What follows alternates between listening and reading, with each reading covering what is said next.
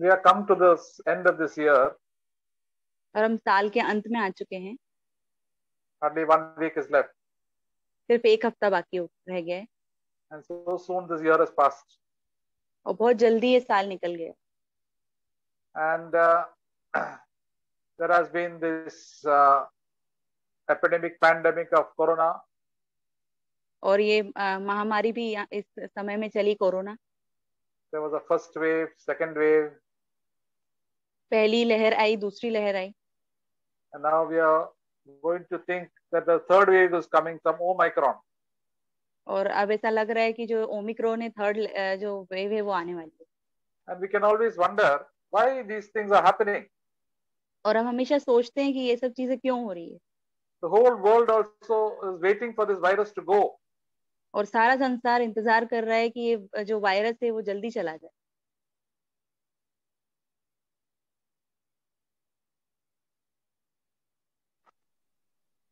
Hello. Yes, brother. Yes, brother. So, and they want good times to come. और हम चाहते हैं कि हमारा अच्छा समय आए हमारे जीवन. So that we can enjoy our life and live normal lives. ताकि हम एक साधारण जीवन जी सके और आनंद का जीवन जी सके. But Jesus said that good times are not going to come towards the end. Only bad things are going to happen to this world. पर यीशु मसीह ने कहा कि अच्छे समय नहीं आएगा, सिर्फ बुरा समय, और भी ज्यादा बुरा समय आएगा.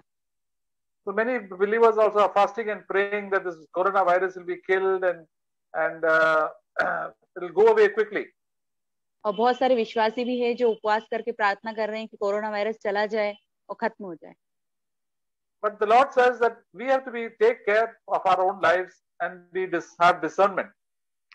और पर परमेश्वर यहाँ पे बोलते हैं कि हमें अपने जो जीवन है उसका ख्याल रखना है और हर बात को पहचानना है. And we have to fear the Lord because God has allowed all these plagues and all these sicknesses to come on this earth. और परमेश्वर पे हमारा ध्यान होना चाहिए क्योंकि परमेश्वर ने ही अनुमति दी है इन सब चीजों को आने की. And the Lord Jesus said in Revelation also that lot of troubles and problems will come in these last days. और यीशु मसीह ने प्रकाशित वाक्य में कहा कि बहुत सारी तकलीफें और परेशानियां आएंगी आखिरी दिनों. And even in the Gospels it is said that we will have diseases and battle and lot of wars and rumors of wars. और सुसमाचार में भी ऐसा बोला गया है कि बहुत सारे दुख, तकलीफ, परेशानी और बहुत सारी अफवाहें फैलेगी आखिरी दिनों में. And then many believers also will fall away from the faith. और बहुत सारे लोग जो हैं विश्वास से पीछे हट जाएंगे. And they will, but he said those who endure to the end they will be saved. पर उन्होंने कहा कि जो अंत तक विश्वास धरे रहेगा वो बचा रहेगा. So every day, brothers and sisters, we have to be faithful to the Lord in our day-to-day life. इसलिए भाई और बहनों हमें रोज के प्रतिदिन के जीवन में परमेश्वर के साथ विश्वास योग्यता से रहना है. So when the Lord Jesus comes, we'll be ready to meet him. ताकि जब यीशु मसीह आए तो हम तैयार रहें उनसे मिलने के लिए. Jesus told about the parable about the 10 virgins. यीशु मसीह ने 10 कुमारियों का दृष्टांत बताया. We know this story in I think in Matthew chapter 25. और हम इस कहानी को जानते हैं मत्ती के 20 अध्याय में. We won't go through that. He said 5 virgins were foolish and 5 were wise. और इसमें लिखा है कि 5 जो है मूर्ख है और 5 समझदार हैं. Why were they foolish? Because they lived as they liked and did not take the Christian life seriously. और वो मूर्ख इसलिए थी क्योंकि वो अपनी इच्छा का जीवन जीते थे और मसीह जीवन को उन्होंने गंभीरता से नहीं लिया था. And because of that, they had no character in their life. और इसलिए उनके जीवन में कोई चरित्र नहीं था. That is, the oil of the Holy Spirit was not there. The character of the Lord Jesus Christ was not built up in their own life. और जो तेल था, पवित्र आत्मा, वो नहीं था उनके पास और परमेश्वर यीशु मसीह का चरित्र भी उनके जीवन में नहीं था. But the 5 wise virgins had character. They had strong character and faith and trust in the Lord, and because of that, the Lord accepted them. और जो समझदार कुंवारियां थी उनके पास तेल भी था और परमेश्वर का चरित्र भी था उनके पास और इसलिए प्रभु ने उन्हें स्वीकार किया. So in the last moment when Jesus comes, when we are supposed to be the foolish virgins ask the 5 virgins, wise virgins, please give some of your oil to us also. तो जब यीशु मसीह आखिरी में आए तो जो मूर्ख कुमारियां थी उन्होंने समझदार कुमारियों से तेल मांगा. So they said, we cannot give that to you. You have to go to the dealers, the people who sell the oil and buy from them. तो उन्होंने कहा कि हम तुम्हें नहीं दे सकते हैं, तुम जाओ, जो बेचने वाले हैं उनसे खरीद लो जाकर। Now, who are these dealers? और कौन है ये बेचने वाले? Here's all the people who cause us trouble and problems and the situations in life. Through these problems, we can humble ourselves and get grace from God and the character of Jesus Christ. और ये जो है लोग हमारे जीवन में जो तकलीफ परेशानियां लेकर आते हैं, और फिर हम इनके द्वारा जीवन में नम्र होते हैं और परमेश्वर का अनुग्रह पाते हैं। So we can start this at our very homes. और हम ये हमारे घर से शुरुआत कर सकते हैं। Jesus said, your enemies will be from your very house. और यीशु मसीह ने कहा तुम्हारे जो खुद के घर के लोग होंगे वो तुम्हारे दुश्मन होंगे, From your very relatives. तुम्हारे रिश्तेदार। So we must always thank God that we can really live as Jesus lived, and God will give us the grace to really live as Jesus lived in our home. इसलिए हम परमेश्वर का हमेशा धन्यवाद करें कि जैसे यीशु मसीह रहे वैसे हम भी जी सकते हैं। We must live for the Lord and not to please our relatives and friends. और हम परमेश्वर का खुश करें और हमारे रिश्तेदारों के लिए जीवन को ना जी। And all the disturbances in our financial life and so many other problems, we wonder why these problems are coming across our life. और बहुत सारी आर्थिक परेशानियां भी कभी हमारे जीवन में आती है और हम सोचते हैं कि क्यों हमारे जीवन में ये सब आ रहा है। So many delays. बहुत सारी देरी भी हो जाती है। Through all these things, they work together for good for those who love God.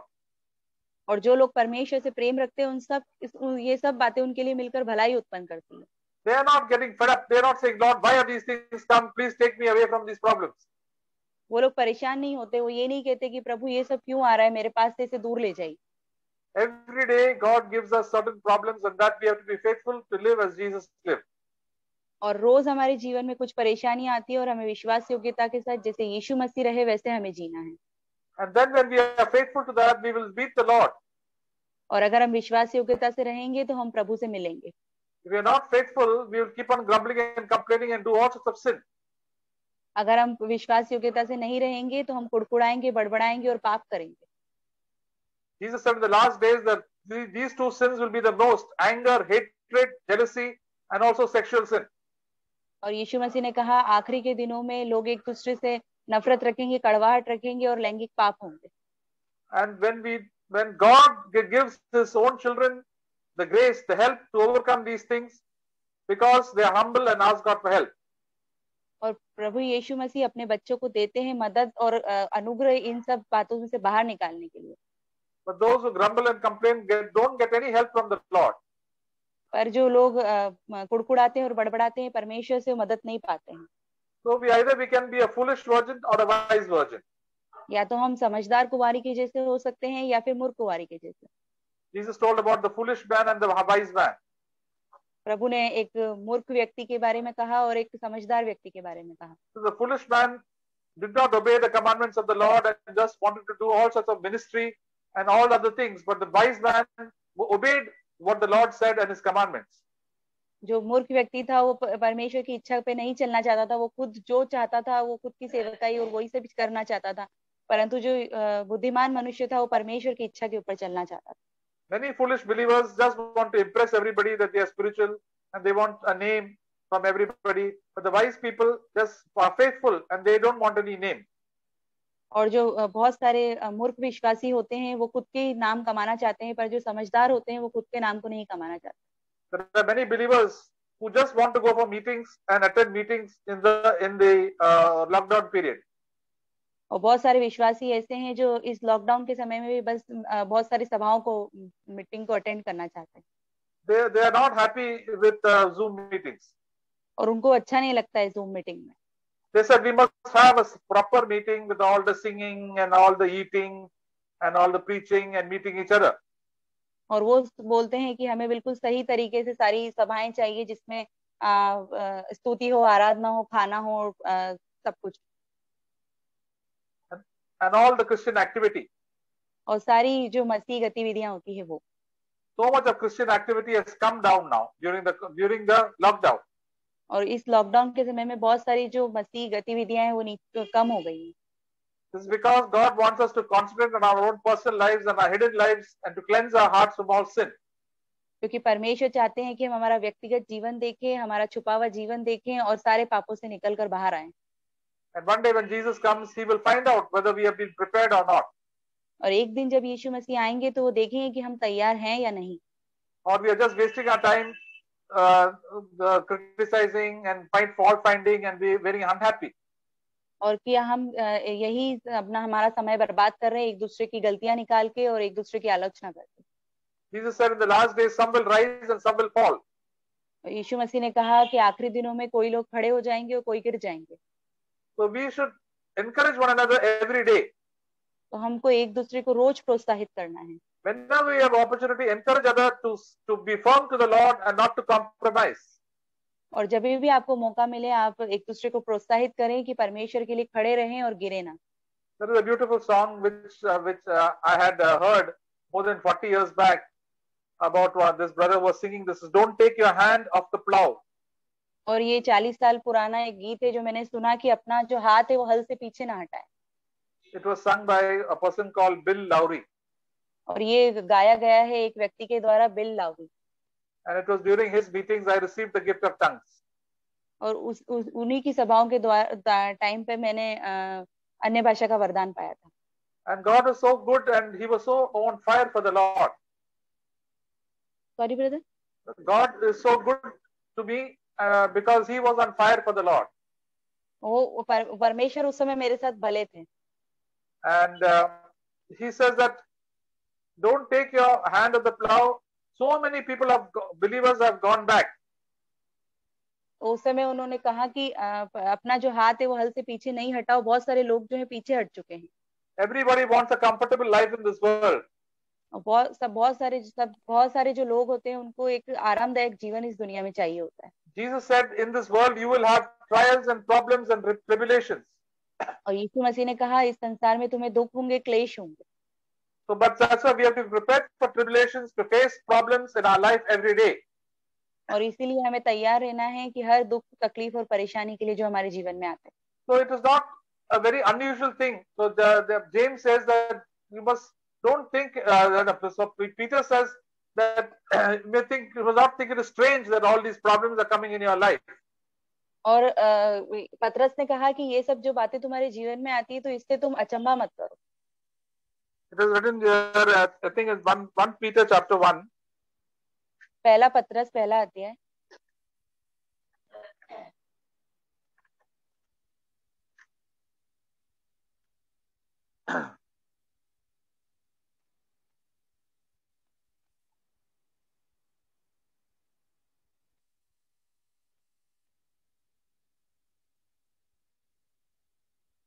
I think I can't get that verse. It is I can.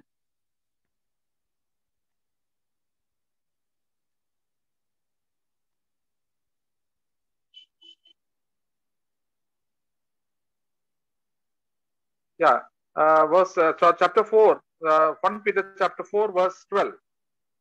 पहला पतरस चौथा अध्याय 12 वचन। Says, beloved, do not be surprised at the fiery ordeal among you, which comes upon you for your testing, as though some strange thing were happening to you. हे प्रियो, जो दुख रूपी अग्नि तुम्हारे परखने के लिए तुम पर भड़की है, इससे यह समझकर अचंभा ना करो कि कोई अनोखी बात तुम पर बीत रही है। So he said, the apostle Peter said, I have gone through all these fiery ordeals. The Lord Jesus has gone through. You also have to go through all these fiery problems. प्रेरित पतरस यहाँ पे बोल रहे हैं कि वो इन सब बातों से होकर के निकले, यीशु मसीह होकर के निकले, तो आपको भी इन सब अग्नि रूपी दुख से होकर निकलना होगा। You can say, why is your relatives against you? Why are your boss against you? Why are your neighbors against you? Why am I facing so many financial problems? तो हम कह सकते हैं कि क्यों लोग हमारे खिलाफ हैं, हमारा बॉस, हमारे परिवार के लोग, और इतने परेशानी में क्यों झेल रहा हूँ? Why am I facing so much of monetary problems?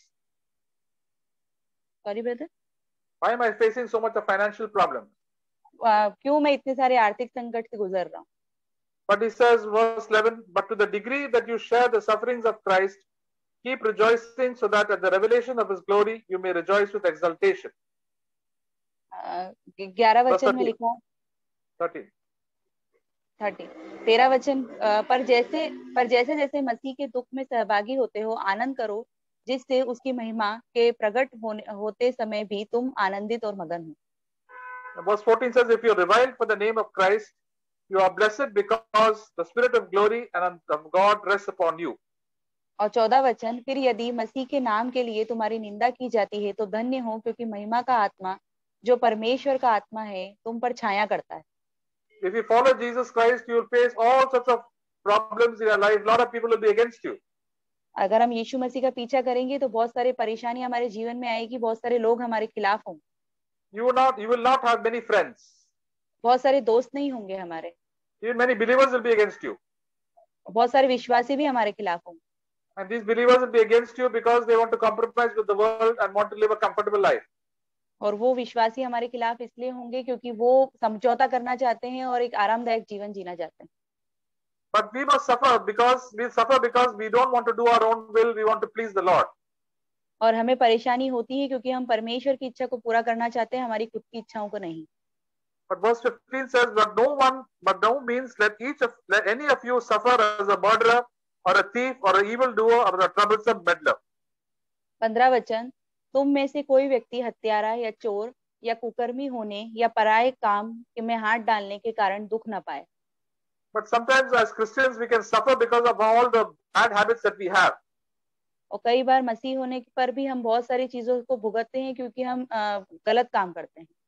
So it says that as a Christian you must not suffer as a murderer. और यहाँ पे लिखा है कि मसीह होने के नाते तुम्हें हत्यारा होने का दुख नहीं मिलना चाहिए। How can Christians be murderers? और एक मसीह जो है वो हत्यारा कैसे हो सकता है? You can speak bad about fellow Christians. You can backbite and talk evil about other people. So many believers do all that. और हम दूसरे विश्वासियों के लिए बुरा बोल सकते हैं, बुरा कह सकते हैं, और बहुत सारे विश्वासी ऐसा करते भी हैं। So you are murdering their reputation. तो आप उनकी हत्या कर रहे हो। Instead of talking to them on the face, you are talking behind their back. और मुंह पे बात करने की बजाय आप उनके पीछे बात कर रहे हो। There are so many believers even in our church who are doing that. और ऐसे बहुत सारे हमारी कलीसिया में भी हैं जो कि ऐसा कर रहे हैं। And many times after some time they leave the church. और कई बार वो लोग जो हैं कलीसिया को छोड़ देते हैं। Then also they will not suffer, as it says in verse 15, as a thief. और फिर यहाँ पे लिखा है कि हम चोर की तरह भी दुख न भोगे। Our Christians also can become thief. कैसे हम चोर बन सकते हैं? There are many pastors who take money from other people and don't return it back. और बहुत सारे पासबान ऐसे होते हैं जो लोगों से पैसे ले लेते हैं और फिर वापस नहीं करते। There are many believers also who keep on borrowing money and don't pay back. बहुत सारे विश्वासी भी हैं ऐसे जो पैसे ले लेते हैं और फिर वापस नहीं करते। So they are thieves. तो वो लोग चोर हैं। And thieves will not enter the kingdom of God. और चोर जो है परमेश्वर के राज्य में प्रवेश नहीं करेंगे। And also if we are not doing the work properly in our place of work and with the office, we have become like thief. और अगर हम हमारे काम करने की जगह पे सही तरीके से काम नहीं करते हैं तो हम चोर हैं। In Hindi, it is very known as काम चोर. और हिंदी में बहुत अच्छे से कहा जाता है जिसको काम चोर। We tell people who are wasting time in the office and also in their day-to-day activities at the home, they are not doing the work properly. They are known as काम चोर. अगर कोई घर में सही तरीके से काम नहीं करता है या ऑफिस में अपने काम नहीं करता है तो उसे कामचोर बोला जाता है। They are not hardworking. वो कड़ी मेहनत नहीं करते हैं। They are wasting God's time. They are wasting other people's time. वो परमेश्वर का समय बर्बाद कर रहे हैं और दूसरे लोगों का भी समय बर्बाद कर रहे हैं। And he says you must not suffer as evildoers. और यहाँ पर ये भी लिखा है कि कुकर्मी के जैसे भी तुम्हें दुख नहीं भोगना है। Don't do any wrong thing at all. As far as possible, every time Christians should do only good. और जितना ज्यादा हो सके आप कभी बुरा ना करें, हमेशा मसीह जो है वो हमेशा अच्छा करे। Jesus said, even for your enemies, you must do good. यीशु मसीह ने कहा अपने दुश्मनों के लिए भी अच्छा ही करो। There are some Christians who do behave very badly and do bad to others. और ऐसे बहुत सारे मसीह हैं जो बुरा करते हैं और दूसरों के साथ बुरा बर्ताव करते हैं। And they take revenge. वो बदला लेते हैं। And then he said, must not suffer as a troublesome meddler. और यहाँ पे लिखा है कि पराये काम में हाथ डालने वालों के कारण दुख ना पाए। Don't keep on interfering in other people's affairs. और दूसरों के काम में कभी हाथ ना डालें। If you don't have any responsibility, don't go and pass opinion and tell other people how things have to be done. अगर आपकी किसी के प्रति कोई जिम्मेदारी नहीं बनती है तो मत जाइए उनके पास और मत बताइए कि कैसे उन्हें काम करना। Don't interfere in other families, how they are living, how they are bringing up their children, or how they are doing that, unless you are an elder. अगर आप एल्डर नहीं है तो मत बताइए किसी को कि उनको अपने बच्चों को कैसे बड़ा करना, And unless we creating trouble for everybody. और दूसरों के लिए समस्या पैदा करना, And because of that we will suffer. और इसी कारण से हम दुख भोगते हैं. So we must suffer because we follow the Lord and we do the will of Jesus Christ. और क्योंकि हमारे जीवन में परेशानी आती है क्योंकि हम परमेश्वर की इच्छा पे चलते हैं. So we must, the last days the Lord has called us to suffer every day. Day by day He gives us many trials, and sometimes some trials are big, sometimes some trials are small.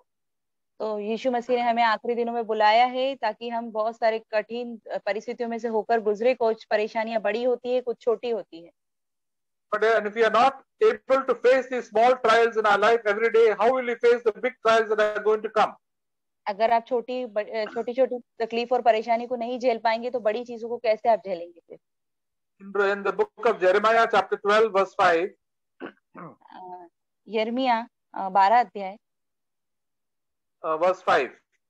5 वचन.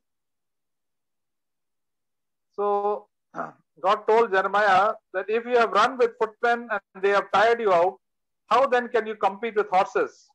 If you fall down in a land of peace, how will you do in the thicket of Jordan? 5 वचन में लिखा है, तू जो प्यादों ही के संग दौड़कर थक गया है तो घोड़ों के संग रहकर क्यों कर बराबरी कर सकेगा? और यद्यपि तू शांति के इस देश में निडर है, परंतु यर्दन के आसपास के घने जंगल में तू क्या करेगा? So he says in the ordinary things of life, if you are not able to cope up, how will you cope up with big problems? तो यहाँ पे ये बोल रहा है कि अगर हम छोटी छोटी चीजों को नहीं हमारे जीवन में झेल पाएंगे तो बड़ी बड़ी चीजों को कैसे हम करेंगे? It's just like children who have got unit tests in school. जैसे कि जो छोटे बच्चे होते हैं उनके स्कूल में यूनिट टेस्ट होते हैं. If you cannot pass the unit test, how will you pass the final exam? अगर वो यूनिट टेस्ट को पास नहीं कर पाएंगे तो जो उनकी फाइनल एग्जाम होगी उसको कैसे पास करेंगे? Because the portion of the final exam is so big, how can you face it? How can you do the final degree exam or any other exam?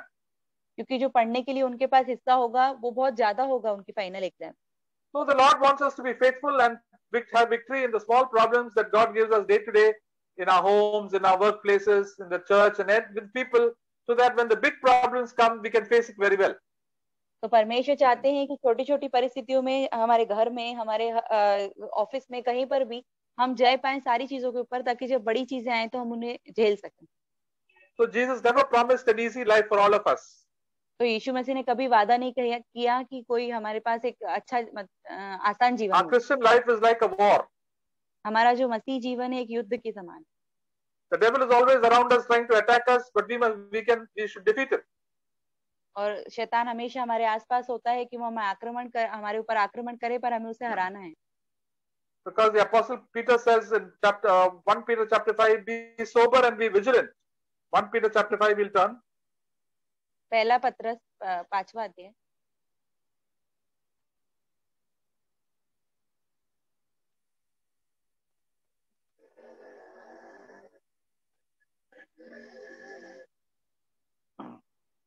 One Peter chapter 5.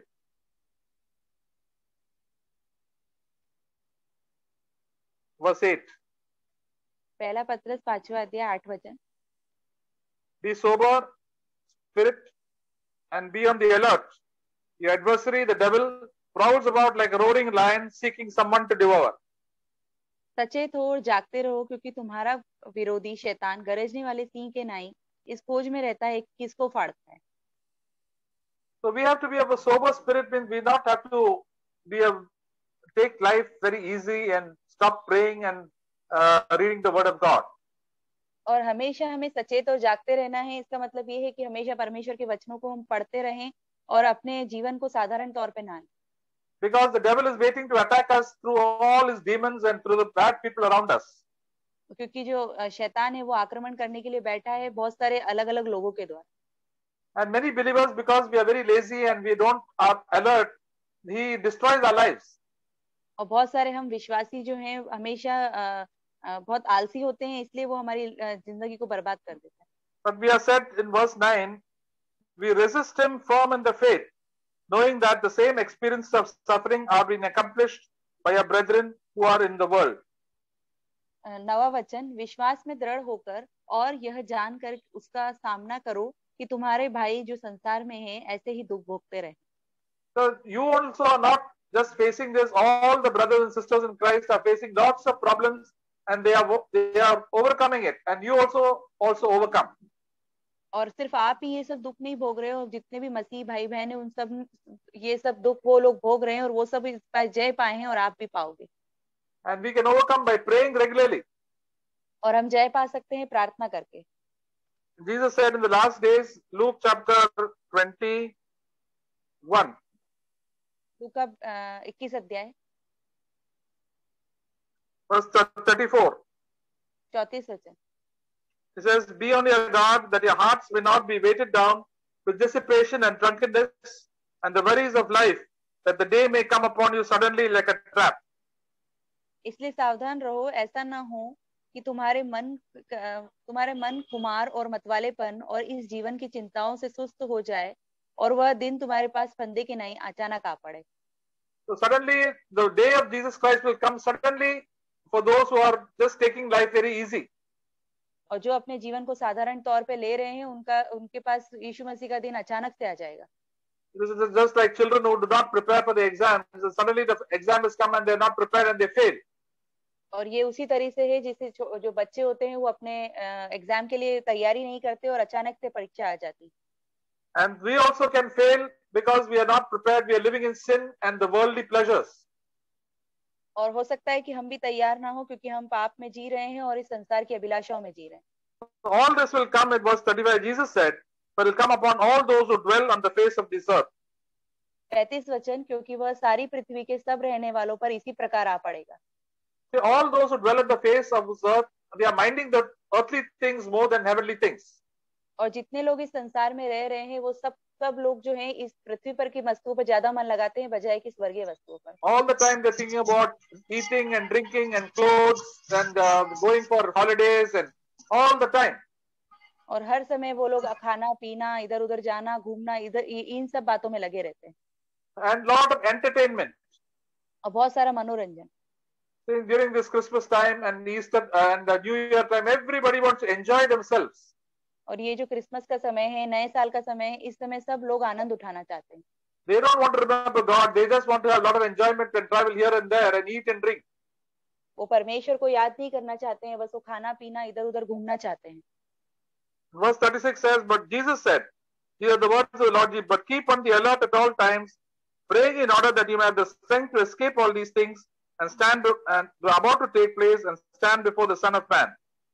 36 वचन, इसलिए जागते रहो और हर समय प्रार्थना करते रहो कि तुम इन सब आने वाली घटनाओं से बचने और मनुष्य के पुत्र के सामने खड़े होने के योग्य बने. So the Lord Jesus tells us, always be on the alert. तो यहाँ पे यीशु मसीह हमसे कह रहे हैं कि हमेशा सचेत रहो. We have to pray continuously. और लगातार हमें प्रार्थना करनी है. Whatever we are doing, whether you are sleeping, before sleeping, getting up, and we are doing our work, pray continuously. Lord, please help me to live for you, help me not to sin. और हमें लगातार प्रार्थना करनी है, चाहे हम सोए या उठे या कुछ भी हम काम कर रहे हो उस समय हमें प्रार्थना करनी है, प्रभु मेरी मदद करें, मैं पाप ना करूं और प्रार्थना करें प्रभु. When we pray to God, God will fill us with the Holy Spirit.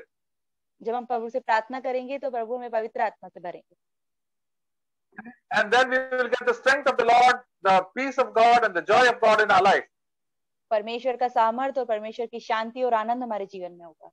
Then we will be able to endure every day and finish up our daily trials properly by the will of God. और फिर हम हर बात में धीरज धर सकेंगे और जो भी दुख परेशानी आती है उसके ऊपर जय पा सकेंगे. And one day we have to stand before Jesus Christ. और एक दिन हमें यीशु मसीह के सामने खड़े होना है. Today he is willing to give us help, but when the final day he will be our judge. आज प्रभु हमारी मदद करना चाहते हैं, परंतु अंतिम जो फाइनल डे होगा उस दिन प्रभु हमारे जज होंगे. So if we are faithful now, we will be happy to meet the Lord.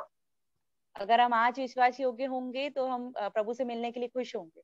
But if we are running after the things of this world and enjoying like the people of this world, then we will be ashamed.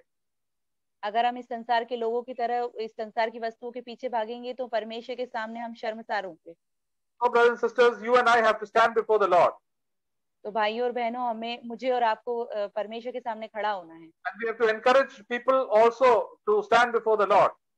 और हम लोगों को भी प्रोत्साहित करें कि वो परमेश्वर के सामने खड़े हों, Both believers as well as unbelievers.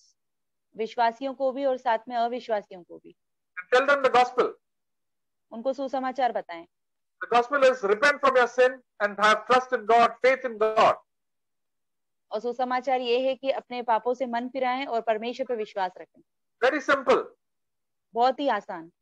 So whomever we meet who are close to us, we have to tell the gospel to our brothers and sisters in Christ in the church, and also to our relatives and to our friends and our colleagues. जिससे भी हम मिलते हैं, हमारे रिश्तेदार, हम जहाँ पर काम करते हैं, वहां पर हर किसी को हमें बताना है। So all those are willing to listen, are interested, we can tell more. और अगर कोई सुनने का इच्छुक है तो हम इसे और भी बता सकते हैं।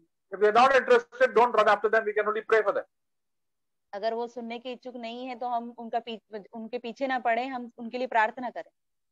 So dear brothers and sisters, let us be ready for Jesus Christ to meet him every day and have fellowship with him. इसलिए भाइयों बहनों, हम रोज तैयार रहें परमेश्वर से मिलने के लिए और उसके साथ संगति करने। God loves us very much, and there are very, very few people in this world who seek after him. और परमेश्वर हमसे बहुत प्यार करते हैं और ऐसे बहुत कम लोग हैं जो परमेश्वर को खोजते हैं। And when we ask God for the Holy Spirit, God is very happy to give us, very eager to give us. और अगर हम परमेश्वर से पवित्र आत्मा मांगेंगे तो परमेश्वर बहुत उत्सुक है हमें वो देने के लिए। And then God will strengthen us and we will live as overcomers. और परमेश्वर हमें बलवंत करेंगे और हम एक जयवंत जीवन जिएंगे। Amen.